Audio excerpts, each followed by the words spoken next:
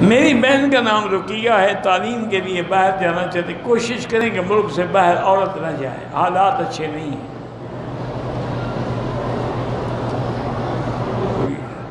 سبق جلدی یاد ہو جائے تو رب اشرح لی صدری پڑھا کریں۔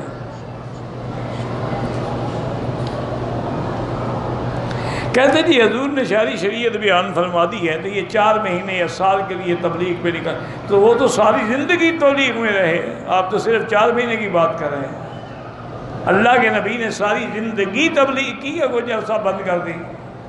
جب ساری زندگی جائز ہے تو 1 سال بھی جائز ہے، 4 مہینے بھی جائز ہے۔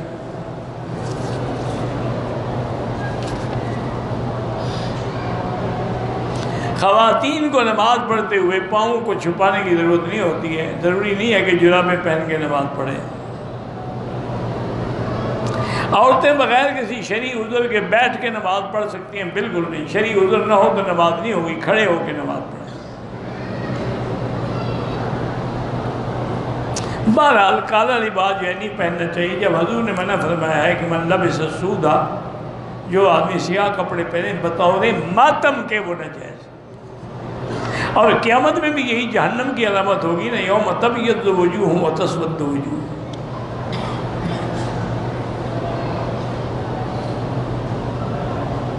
یہ کیسے پتہ چلے گا کہ کرامت سچی ہے یا جھوٹی؟ اگر ولی سچا ہے تو کرامت بھی سچی ہے، اگر وہ مداری ہے تو کرامت بھی جھوٹی ہے۔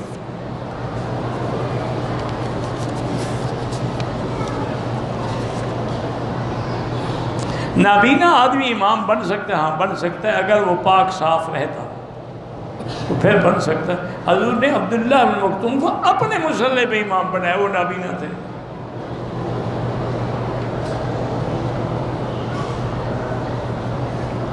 اگر بیوی اپنے خاوند کے دوستوں سے نفرت کرتی ہے، اچھا کرتی ہے، اس کے خاوند کے دوستوں سے کیا تعلق ہے کہ ان سے بھی محبت کرے؟ اس کو نفرت ہی کرنی چاہیے۔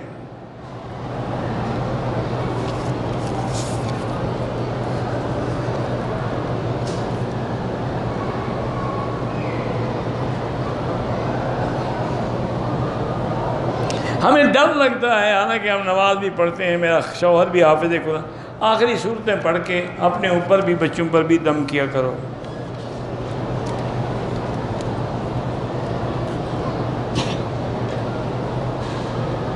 اگر گھر کے پانی میں گٹر کا پانی شامل ہو جائے، بو بھی آئے، رنگ بھی بدل جائے، وہ پانی پلید ہے، نہ پینا جائز ہے نہ وضو جائز۔ جب رنگ بدل جائے یا ذائقہ بدل جائے یا بدبو آئے، پانی پلید ہو جائے۔ جو لوگ داڑھی کا مذاق اڑاتے ہیں وہ کافر ہو جاتے ہیں۔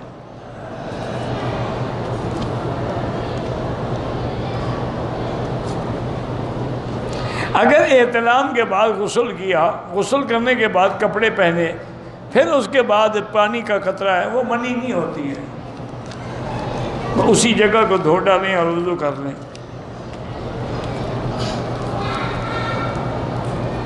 پیشاب کے بعد جو آتی ہے نا، وہ منی نہیں ہوتی، وہ مزی ہوتی ہے۔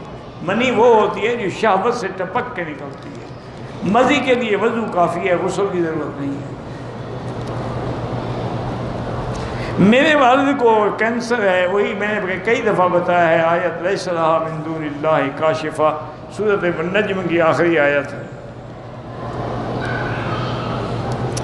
میں اپنے والد سے محبت کرتا ہوں، میری ماں سکی نہیں ہے، وہ میری بیوی سے لڑتی ہے۔